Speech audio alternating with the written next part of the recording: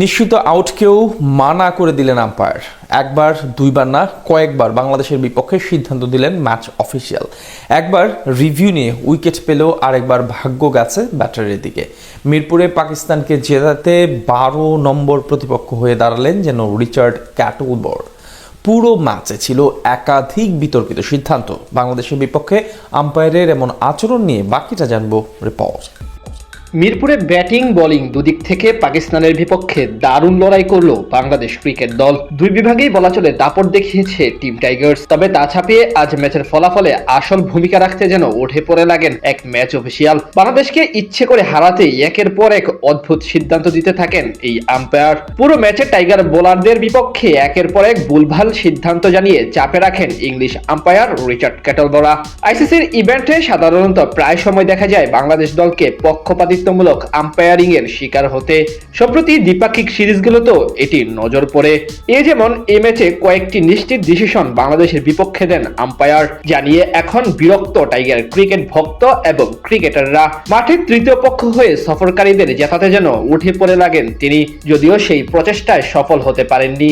এর আগে মিরপুরের টস হেরে আগে ব্যাট করতে নেমে অধিনায়ক নাজমুল হোসেন শান্তর দুর্দান্ত সেঞ্চুরির পর দুই অভিজ্ঞ মুশফিকুর রহিম এবং মুমিনুল হকের অর্ধশতকের উপর ভর করে 413 রানের বিশাল পুঁজি পায় বাংলাদেশ দল।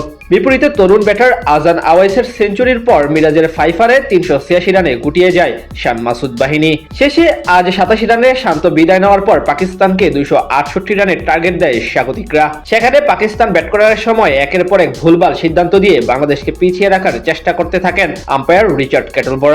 যেমন ম্যাচের তখন চলছিল 32তম ওভারের খেলা। তখন ব্যাট করছিলেন আব্দুল্লাহ ফজল। তাইজুল ইসলামের স্টাম্পের উপরের ডেলিভারি জায়গায় দাঁড়িয়ে ডিফেন্স করতে গেলে বলের লাইন মিস করেন ব্যাটার। সাথে সাথে আবেদন করে বাংলাদেশ দল, কিন্তু সেই ডাকে সাড়া না দিয়ে নট আউটের ঘোষণা দেন রিচার্ড ক্যাটলবর। পরে রিভিউ নেন অধিনায়ক শান্ত। সেখানে রিপ্লেতে দেখা যায় বল ব্যাটে কোনো স্পর্শ করেনি এবং ইম্প্যাক্ট ইন লাইনে থেকে সোজা প্যাডে হিট করেছে এবং পরিষ্কারভাবে আউট হয়েছে। তাই নিজের সিদ্ধান্ত বদল করতে বাধ্য হন এই ম্যাচ অফিসিয়াল। এরপর ইনিংসের 36তম ওভারে তাইজুলের স্পিন ঘূর্ণিতে পরাস্ত হন ব্যাটার সৌদ শাকিল। সেখানে বাংলাদেশের জোরালো আবেদনে আবারও বিতর্কিতভাবে প্রত্যাখ্যান করে দেন আম্পায়ার। এরপর সেখানে রিভিউ নিলে দেখা যায় সবকিছু ঠিক ছিল, শুধু ইম্প্যাক্ট আম্পায়ার্স কল, মানে যদি আম্পায়ার এটি আউট দিতেন তাহলে আউট হতো। এর আগে এই ইনিংসে মাহমুদুল হাসান জয়ের আউট নিয়েও বিতর্ক ছিল। সেখানে আবার বাংলাদেশের বিপক্ষে গিয়ে পাকিস্তানি পেসারের পক্ষে গিয়ে সিদ্ধান্ত দেন তিনি। সেখানেও আম্পায়ার্স কলে কপালপুরে বাংলাদেশের। সব মিলিয়ে এদিন বেশ কয়েকবার বাংলাদেশকে এমন ভুগিয়েছেন রিচার্ড ক্যাটলবর।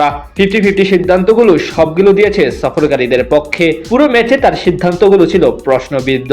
তিনি যদি সেই সিদ্ধান্তগুলো সঠিক দিতেন এবং বাংলাদেশের পক্ষে দিতেন তাহলে টাইগারদের ফলাফল আরো আগেই বের হয়ে যেত।